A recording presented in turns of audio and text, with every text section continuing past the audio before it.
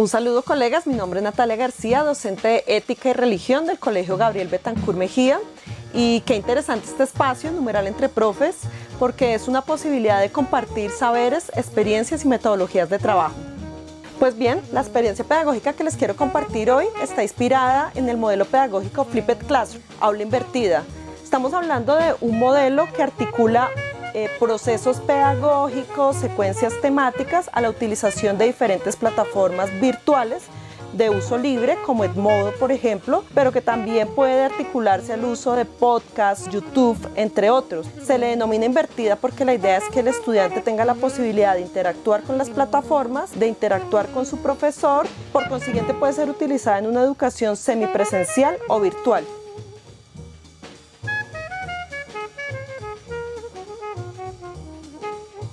Dentro de la estrategia Aprende en Casa de la Secretaría de Educación de Bogotá, los docentes nos hemos visto abocados a crear diferentes estrategias de flexibilización curricular para lograr el acceso de nuestros jóvenes y niños que hacen parte de la educación pública en Bogotá. En tal sentido, en mi caso, pues he priorizado estrategias de educación asincrónica. He creado material audiovisual que pueda ser visto en diferentes momentos y tiempos y he procurado articularlo a apps que pueden ser de fácil uso y acceso en cualquier celular. De esta manera se ha logrado que muchos de los estudiantes de nuestro colegio accedan. Aunque aún no hemos logrado el 100% de la población, esto nos ha permitido que más estudiantes puedan acceder, pero que también haya una base sobre la cual podamos nivelar a aquellos estudiantes que más adelante se van articulando al proceso. Pues bien, hoy quiero compartirles parte de lo que es la clase de religión. Es una entrevista que tuvimos con una persona del Islam. La entrevista la hice vía Skype y la transmito a través de mi canal de YouTube. Y luego, ¿cómo se articulan acá los estudiantes? Bueno, la primera parte de este proceso es que ellos tuvieron unas lecturas acerca de la Constitución Política de Colombia de 1991 y la libertad de cultos, y hemos leído un poco cómo ha sido la historia de la libertad de cultos en el país. Hemos leído también acerca de diferentes religiones y diferentes textos que nos permiten acercarnos a una perspectiva de interpretación de la religión desde el punto de vista histórico, antropológico, filosófico. Luego entonces la idea es que el estudiante posterior a estas lecturas vea el video, y dentro de los foros que tenemos, tengo dos foros, uno en plataforma Edmodo y otro en WhatsApp. Cada estudiante accede de acuerdo a sus posibilidades y aquí hacemos un debate sobre lo que estamos viendo. Ellos tienen la posibilidad de plantear diferentes preguntas. La actividad que va con esta entrevista es que una vez han visto, van a plantear las preguntas que ellos como entrevistadores quisieran hacer. Una vez tengamos estas preguntas, vamos a hacer un YouTube Live donde socializaremos las preguntas. Estaremos nuevamente con la persona que nos ha acompañado de manera muy amable en esta entrevista y allí terminaría pues nuestro proceso. Entonces es un proceso de discusión en diferentes tiempos, pero también hacer un YouTube Live nos va a permitir que aquellos estudiantes que no puedan asistir en ese momento al foro pues puedan luego acceder en otro momento y continuar con su actividad. Así que los dejo con la clase y también quiero invitarles a que nos visiten en Instagram @culturas y creencias, ya que aquí tengo publicados también algunos podcasts que han sido de apoyo para nuestro foro virtual. Gracias. El objetivo de este video es de carácter educativo.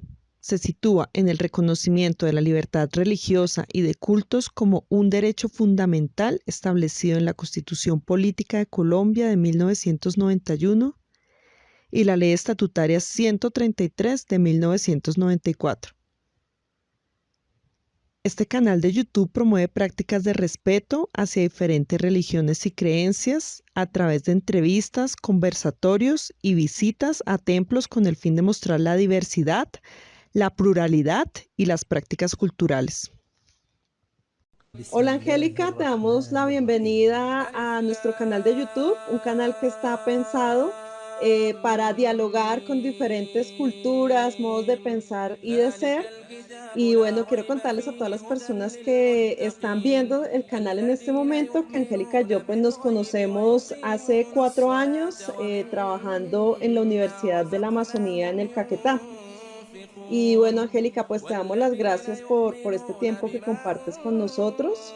Y bueno, quisiera que por favor nos cuentes un poco quién eres y bueno, y qué es el Islam, cómo inicia acá en Colombia. Muchas gracias, Natalia. Bueno, realmente es un placer para mí poder compartir con ustedes. Chévere esa invitación porque es necesario, este trabajo es necesario para que poco a poco vamos comprendiendo las diferencias y aprendamos a tolerarnos y a entender que cada persona piensa diferente y que ese temor a veces nos lleva a ser intolerantes y la idea es que vamos cambiando estos conceptos. Ujú. Sí, yo soy licenciada en lenguas modernas de la Universidad del Quindío. Llevo más o menos 20 años trabajando en el sector educación superior. Bueno, este año estoy en receso. Desde el año pasado pues ya terminé mi labor como docente y ahora acabo de emprender un proyecto editorial. Ujú. Es una editorial que apenas estamos gestando. Hicimos un lanzamiento de un libro, una novela que se llama Muhammad, que cuenta precisamente la historia de este profeta de Dios que no es muy conocido en Occidente y queremos un poco reivindicar a este ser humano que fue tan importante para la historia moderna de la humanidad. El Islam en Colombia surgió más o menos hace unos, diría yo, unos 40 años, puede ser un poco Ujú. menos. Muchos árabes inmigrantes llegaron a la costa norte de Colombia, a la costa pacífica también. Ellos se diseminaron por algunas partes de estas regiones, establecieron sus comercios, sus tiendas. Ajá. En Bogotá también, o a Bogotá también llegaron algunos de ellos están creo que en Chapinero y en algunas otras partes. Tienen tiendas, sobre todo de comidas, de alfombras, bueno, de artesanías, etcétera. Muchos de esos árabes y también iraníes que llegaron pues de sus países de origen, se establecieron acá, pero algunos de ellos perdieron su religión, su práctica religiosa, otros la Ujú. conservaron y ellos, algunos de ellos se dedicaron también a promover la religión del Islam en Occidente, sobre todo aquí en Latinoamérica. A partir de esa ola de nuevos musulmanes que se empezó a dar hace más o menos 25 años, 30 años, se empezó a dar ese trabajo entre países, entre Colombia y otros países y los países de costumbres islámicas para empezar a enseñar el Islam a personas latinas. Este trabajo ha sido pues arduo y pues en este caso yo hago parte de ese proyecto de difusión y estamos trabajando pues arduamente con nuestra comunidad para dar a conocer el Islam de una manera positiva y tratar de dejar en limpio el nombre del Islam, sobre todo acá en Latinoamérica. Lo que tú decías, y lo hablábamos ayer, mucha gente pues ve al musulmán como alguien raro, como alguien que no es común, pero realmente a medida que vamos conversando te puedo ir comentando muchas otras cosas que pueden parecer interesantes para tus alumnos y para las personas que nos quieran ver y escuchar. Ah, claro El que sí. Islam es esencialmente una religión que promueve la paz. El Islam viene de la palabra salam, que significa paz en árabe. ¿Por qué en árabe? Porque el Islam dio sus inicios en la península arábiga, especialmente por medio del último profeta de Dios que se llama Muhammad, la paz de Dios sea con él, que fue un profeta que vino después del profeta Jesús, la paz de Dios sea con él, hijo de María. Ujú. Este hombre era un nómada del desierto, era una persona iletrada, no tenía ningún conocimiento de ningún idioma ni del suyo propio, era comerciante y pastor. Y pues a esta persona se le revela la palabra de Dios por medio del ángel Gabriel, paz de Dios Ujú. sea con él. En ese momento él recibe su mensaje y decide hacer parte de este nuevo proyecto de vida para sí mismo y para muchas personas. Él dura bastantes años, más o menos 23 años en este proceso y le cambió la vida a muchas personas, enseñó muchísimas cosas. Si tú analizas en los libros de historia podrás ver y tus alumnos también podrán ver cómo los árabes, sobre todo los musulmanes, Ujú. hicieron muchísimos aportes a la ciencia, a la tecnología, a las matemáticas, al álgebra, etcétera, etcétera, gracias a pues esto que este ser humano maravilloso llamado Muhammad promovió Ujú. entre su comunidad. Esencialmente es eso, el Islam es eso, paz, es misericordia, es buen trato a los demás, muy contrario a lo que se muestra en las noticias o en los periódicos o en los medios de comunicación diferentes. Es muy diferente a todo esto. Entonces, por eso es importante no solamente esta entrevista que me estás haciendo, sino el trabajo que estamos desarrollando con nuestras comunidades acá en Colombia. Ah, qué bien. Bueno, ahora que nos comentabas que el Islam inicia en Colombia desde hace 40 años, bueno, pensaba, ¿cómo fue el cambio, o tú qué conoces acerca de el cambio entre antes y después de la Constitución Política de 1991, que es la que básicamente permite, digamos, la libertad de pensamiento en Colombia? Ujú. Sí, realmente como te comentaba, esos primeros musulmanes árabes, iraníes, sirios, libaneses que llegaron acá, pues ellos llegaron simplemente buscando tranquilidad para sus familias, porque los contextos sociales habían sido bastante fuertes. En ese entonces quizás no había mucha apertura a otras religiones. Tú sabes que la gran mayoría de los colombianos practicaban Ujú. en ese entonces el catolicismo, Catolicismo. pero más que todo por una costumbre. Entonces, incluso muchos musulmanes también practican todavía su religión del Islam como una costumbre. Pero una vez que se vio este fenómeno nuevo de la Constitución del 91 con todas estas reformas que se dieron a la de 1886, que estaba Ujú. obviamente supremamente desfasada, pues ya se empezaron a ver asomos de personas queriendo conocer un poco más allá. En la ciudad de Cali, por ejemplo, tenemos al Sheikh Abdul Karim Orobio, que es un colombiano, es un muchacho de Buenaventura, una persona ya muy estudiada, ya muchos años estudiando el Islam, ya es un teólogo musulmán. Y él inició este proyecto de vida también, que sería chévere que lo entrevistara, sería genial. Ah, claro que Inició este sí. proyecto de vida, sí, como un grupo de estudio y muchos caleños, muchos bayunos se interesaron en este proyecto de él con otros amigos y se dio inicio a lo que hoy en día es la Fundación Causa, que es una fundación chiita, como te puedo Ajá. explicar más adelante la diferencia entre sunitas y chiitas, y pues de ahí se empezó, digamos, a diseminar un poco más el Islam. Asimismo sucedió en otros países de Latinoamérica, de Centroamérica, Norteamérica también, Canadá, Reino Unido, se empezó a dar ese mismo fenómeno prácticamente a la par en todos estos países, de pronto unos más avanzados que otros. El fenómeno Ujú. aquí en Latinoamérica se viene a dar de conversos al Islam, se viene a dar más o menos hace unos 20 años para contamos con una gran cantidad de musulmanes en las ciudades principales de Colombia. En Ah, Bogotá, por ejemplo, más o menos tenemos una población de, podría yo decir, unos 800 a 1000 musulmanes. En Cali, por ejemplo, son más o menos 200, 300 musulmanes. En Buenaventura ujú. también hay una cantidad considerable de musulmanes y más los árabes que se establecieron en La Guajira, en varias partes de la costa atlántica, pues se puede considerar más o menos una población grande. Mucha de la población musulmana, como te cuento acá en Colombia, es conversa al Islam, o sea que practicábamos otra religión o ninguna religión antes de ser conversos al Islam. Mm. En el Islam no hay ningún problema para eso, simplemente uno manifiesta su deseo de ser musulmán y es aceptado sin ningún problema en la comunidad. Bueno, ¿y podrías contarnos un poquito acerca de las costumbres que ustedes tienen y de cómo es la vida de la comunidad islámica aquí en Bogotá?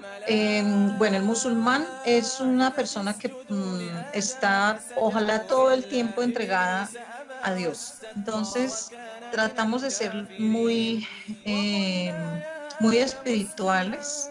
Entonces, Ujú. nosotros nos levantamos muy temprano antes de que salga el sol. Nos levantamos, hacemos una oración especial, luego empezamos nuestras actividades. Los viernes, por ejemplo, muchas de las mezquitas acá en Colombia tienen la celebración del viernes, que es una celebración que se hace, o una oración comunitaria que se hace, con Ajá. obviamente pues con todos los niños que asistan a la mezquita o al centro islámico. Nosotros tratamos de llevarnos bien con todas las personas que nos rodean, con nuestros familiares, a pesar de toda la discriminación que podemos vivir a diario.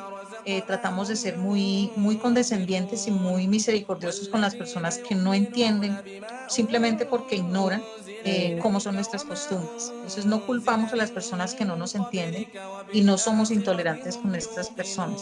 Infortunadamente sí hay culturas que digamos que llevan muchos más años con el Islam en su arraigo, que son un poco más intolerantes con personas que no son de la misma religión. Eso pues ya es algo cultural, pero esencialmente el Islam nos enseña a ser pacíficos y tolerantes. Entonces la vida del musulmán es una vida común y corriente, como cualquier latino. Vivimos el día a día igual que cualquier latino. Dependiendo del estrato social al que pertenezcamos, pues cada persona se busca su sustento día a día. Hay algunos que tienen negocios, otros que trabajamos para alguna empresa, otros que tenemos una empresa propia, etcétera. Cada uno busca pues su sustento porque es obligatorio para el ser humano lograr eso, ¿no? Y para el musulmán, además de buscar el sustento, pues están sus rituales individuales. Uno de ellos, pues como te decía, la oración, está también el ritual de la ablución, que es un lavado que hacemos especial antes de rezar o antes de leer el Corán, que es el libro sagrado de los musulmanes. En el mes de Ramadán hacemos algo que se llama el ayuno del mes de Ramadán, que es un mes sagrado y obligatorio también para nosotros ayunar. Más adelante, si quieres, te cuento un poquito sobre eso. La dieta que nosotros llevamos es una dieta halal, basada en la comida halal. Halal significa lícita. Nosotros no Ajá. consumimos cerdo, ni ningún derivado de cerdo, porque para nosotros el cerdo, a pesar de que es un animalito que Dios creó, es un animalito que para nuestro concepto se encarga de limpiar las impurezas y consume impurezas también. Entonces, esas impurezas se van a nuestro organismo y son impuras, pues son malas para nosotros. Entonces, Ujú. además de eso, pues está también consagrado en el Sagrado Corán que hay animales que son prohibidos consumir y otros que son lícitos. Dentro de los lícitos hacemos un ritual especial que se llama zabija, que es un ritual de ofrecer este animal a Dios antes de sacrificarlo. Lo desangramos totalmente y ahí sí lo podemos consumir. Entre los animales que consumimos, pues está la res, el cordero, el pollo y Ujú. bueno, varios animales que podemos consumir, pero hay otros que también por la digamos, la armonía de la naturaleza también pues, los podemos consumir, como por ejemplo, no sé, el conejo y bueno, otros animales que no se pueden comer. Ok, perfecto. Bueno, nos comentabas un poco que en ocasiones hay situaciones de intolerancia. ¿Cómo manejan ustedes situaciones de discriminación y qué tanto se presenta, por ejemplo, acá en Bogotá? ¿En qué situaciones tú te has visto enfrentada como a discriminaciones? Pues en los últimos años, afortunadamente, con digamos, la movilización de personas al exterior y del Ujú. exterior acá, se ha disminuido un poquito eso. Obviamente, pues sí uno encuentra personas a veces que lo miran a uno mal en la calle y eso, o susurran cuando lo ven a uno, sobre todo a las mujeres que somos las que más nos vemos. Los hombres casi no Mm, se notan porque el hombre musulmán pues no lleva un atuendo especial ni obligatorio ni nada.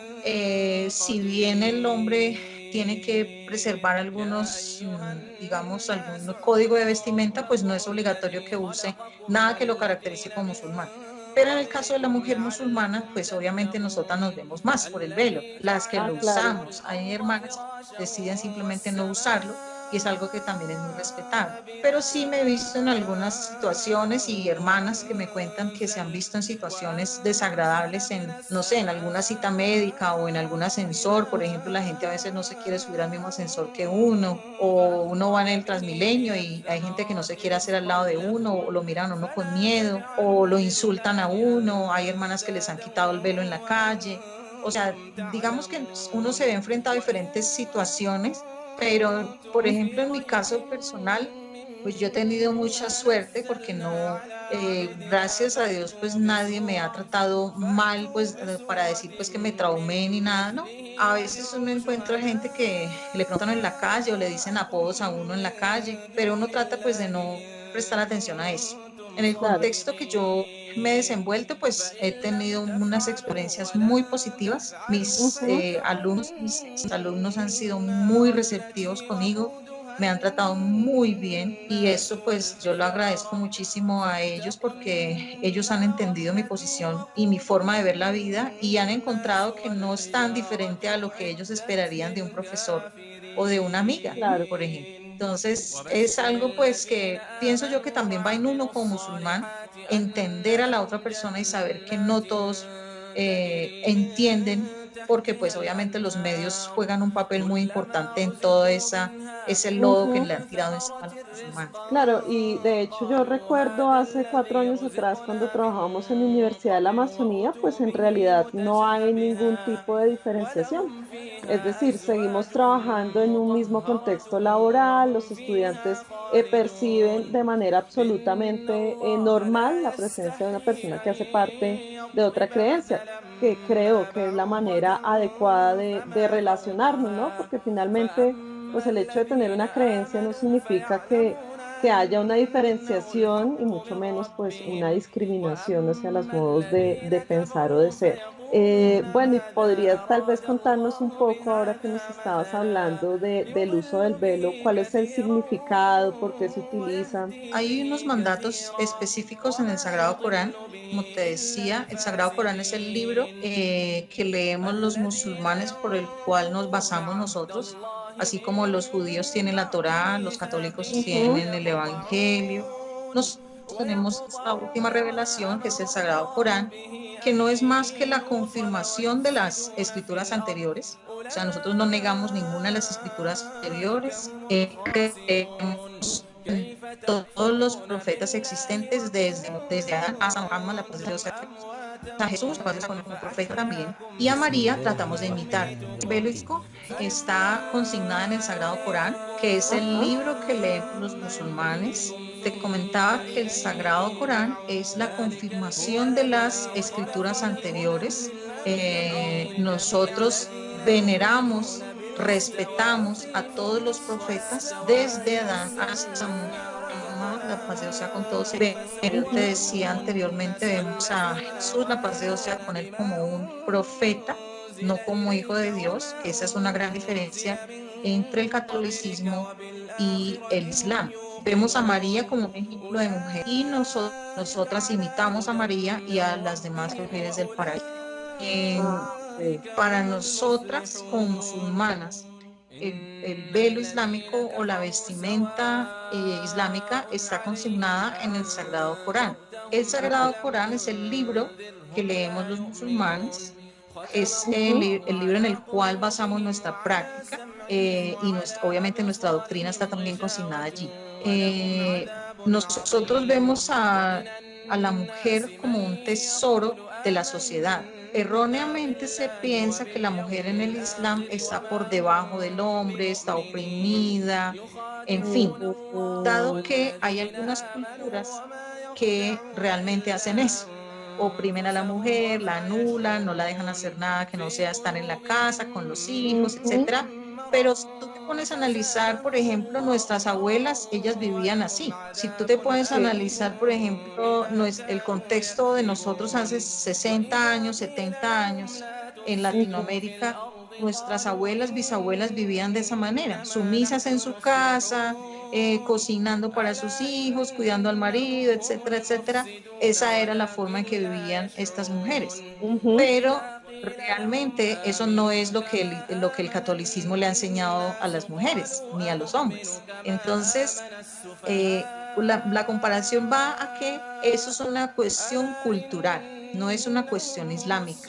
Entonces hay culturas que sí tienen muy arraigado eso de que la mujer está al lado del hombre o bajo o debajo del hombre, los derechos de ella son anulados, y etcétera, Ujú. etcétera. Incluso culturas que no son ni siquiera musulmanas, puedes ver que no hay mujeres que no tienen derechos para nada, o incluso tribus indígenas, o bueno, etcétera. Ujú. Entonces, para nosotras, las latinas sobre todo, o las occidentales más bien, para nosotras usar el velo es un reto y es también una manera de nosotras decir que somos libres, libres ante la esclavitud de la moda, ante la esclavitud de que tenemos que vernos de una manera u otra, ante la manera en que nosotras tenemos que vestir de esta forma porque así lo dicta las normas occidentales. A nosotras realmente no nos interesa nada de eso. Eso para nosotras resta importancia. Para nosotras realmente el impacto que esto causa es un impacto social, cultural, sobre Ujú. todo, más que religioso. Porque nosotras con Dios, bueno, Dios, nosotras sentimos que Dios está complacido con nuestra vestimenta, porque estamos cumpliendo con un mandato islámico. Pero Ajá. más allá de eso, nosotras pertenecemos a una sociedad y queremos que nuestros derechos sean reconocidos como mujeres comunes y corrientes, que simplemente utilizamos una prenda más que cualquier otra mujer. Entonces, ese impacto social es bastante fuerte en la sociedad no islámica occidental. Ujú. A algunas mujeres les incomoda mucho ver a una musulmana con su velo. Hay otras mujeres que les impacta de manera positiva porque ven que es un acto de valentía de nuestra parte hacerlo. Entonces hay diferentes reacciones, pero realmente lo más lindo para nosotras es poder decidir qué muestro y qué no muestro. Entonces yo me puedo poner, las modas pueden pasar todas, pero yo me puedo poner mi velo y salir con mi blusa larga y con mi pantalón y yo me voy a ver igual en toda parte. No tengo que someterme o someter mi voluntad a lo que la moda dicte. Para mí lo más importante es lo que Dios quiere de mí como ser humano y crecer espiritualmente. Esencialmente es eso. Bueno, y nos podrías hablar un poco acerca de la concepción como tal, como de la familia.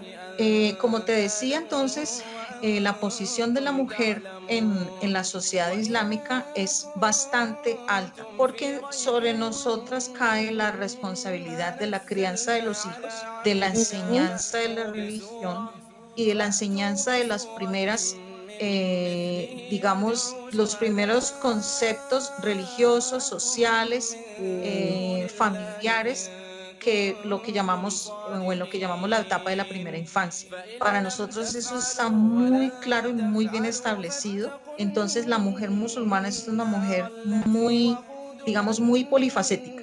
Entonces Ujú. nosotras nos dedicamos a nuestros hijos, las que trabajamos fuera de la casa, pues tenemos que cumplir también con un trabajo y estamos todo el tiempo tratando de que todo esté funcionando perfectamente.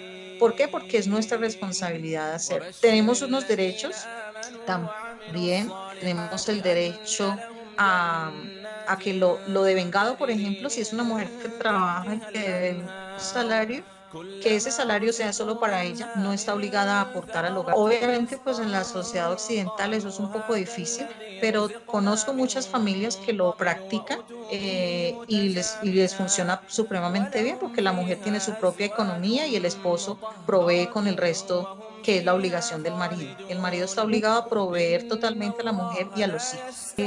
Tenemos también el derecho al divorcio. En mi caso, por ejemplo, yo ejercí ese derecho con mi anterior matrimonio, exigí mi divorcio y me fue otorgado sin ningún problema.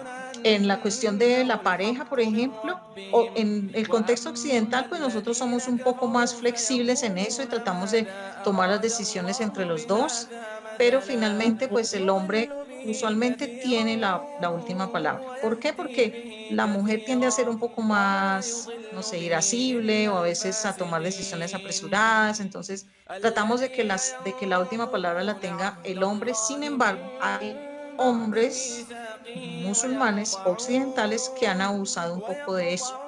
Entonces tienden a oprimir a las mujeres. Eso también es un fenómeno que se ha dado últimamente y estamos también luchando para eso porque el hecho de que el hombre tenga ese papel o ese rol protector en la mujer no significa que él sea superior a ella y que pueda oprimirla o que tenga el derecho a oprimirla. Entonces, eso es algo que quizás en esta nueva ola de musulmanes que se ha dado últimamente en Latinoamérica se ha dado ese fenómeno desafortunadamente y hay algunos obviamente pues que han perdido sus hogares, a sus esposas por ese comportamiento erróneo. ¿Y cómo lo han manejado en los casos donde los hombres, digamos, han sobrepasado como el límite de esos acuerdos que se tienen en pareja? ¿Cómo se ha manejado la situación? Usualmente las mujeres encuentran o encontramos el apoyo en la comunidad y en el director del centro islámico, pues muchas hermanas lo que hacen es que van y ponen la queja, dicen, mire, mi esposo me está tratando mal, no sé qué, entonces se hace todo ese protocolo, se abre todo un protocolo para eso y se da la orientación de parte pues del sheikh o el Ujú. director del centro islámico.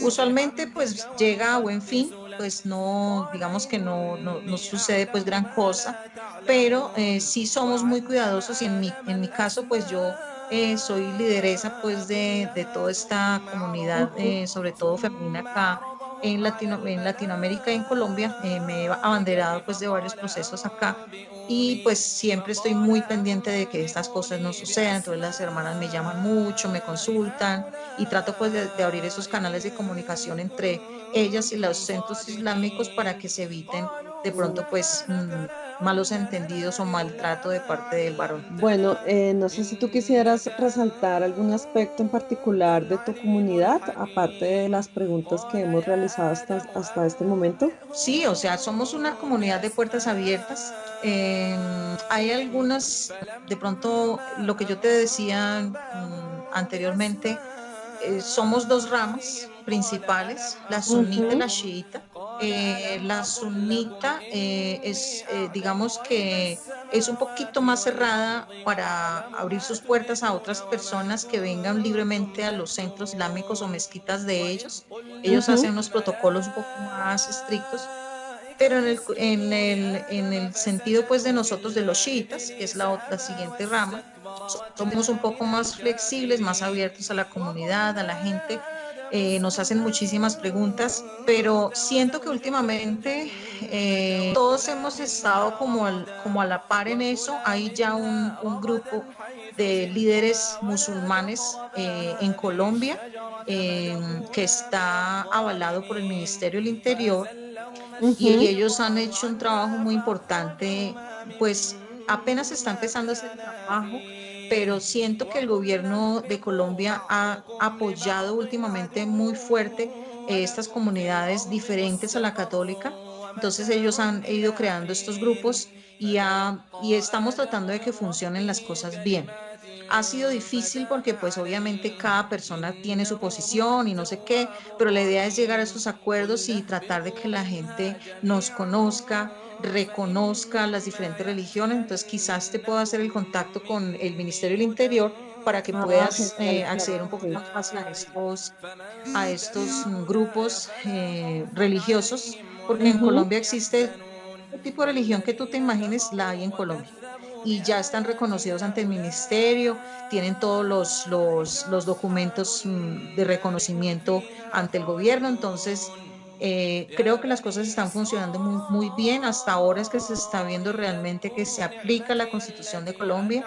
Ujú. Infortunadamente hay todavía, por ejemplo, docentes que no han entendido esto, sobre todo en el contexto público. Hay algunos insisten en orientar a los niños en el catolicismo, en la catequesis, no sé qué. Hay algunos todavía que insisten en eso, pero yo creo que eso poco a poco, pienso yo que los musulmanes mismos nos hemos encargado como padres de familia de ayudar a los docentes que estaban todavía como o están todavía como en esta onda de que entiendan un poco, porque a veces en mi experiencia, por ejemplo, he visto que el profesor me dice, uy, yo no sabía, o sea, yo no sabía que había musulmanes en Colombia, que hay musulmanes aquí en Mm, Chía o en Bogotá. Entonces para ellos también ha sido una experiencia chévere. claro, Entonces, claro. el musulmán es eso, es el colombiano común y corriente, el que come frijoles y arroz y papas, lo mismo que todo el mundo, pero pues con unas diferencias muy pequeñas que yo pienso que no deberían ser inconveniente para poder convivir en armonía y en paz con los demás. Claro que sí. Bueno, y de paso, pues es la idea de que tiene este canal, ¿no? Hacer entrevistas Ujú. a diferentes tipos de cultura, poder, digamos, hacer como ese acercamiento y entender cómo se piensa, qué se cree, pero sobre todo entender que debemos partir todos de respetar las diferentes formas de ser y de pensar. Entonces, es un poco también como la idea que tengo con el canal de YouTube en este momento. No, yo te Entonces, felicito, una gran idea, es un proyecto muy bonito que es loable porque no todos los docentes tienen esa sensibilidad de comprender esa necesidad que hay en nuestra sociedad. Y el aporte que tú haces es bastante importante para todos y de hecho lo voy a compartir con mis hermanos de la comunidad para que nos ayuden también a difundir este proyecto tan bonito. ay, muchas gracias, claro que sí. Y bueno, después de este video lo estamos grabando en tiempo de cuarentena, pero esperamos que posterior a la cuarentena podamos hacer otras entrevistas y otras grabaciones en vivo, que podamos ir inclusive al templo, grabar, dialogar con otras personas. Entonces es un poco como la idea que se tiene con este proyecto en el momento. Claro que sí, con Entonces, muchísimo gusto. Angélica, te agradezco una vez más haber dispuesto tu tiempo y haber compartido con nosotros.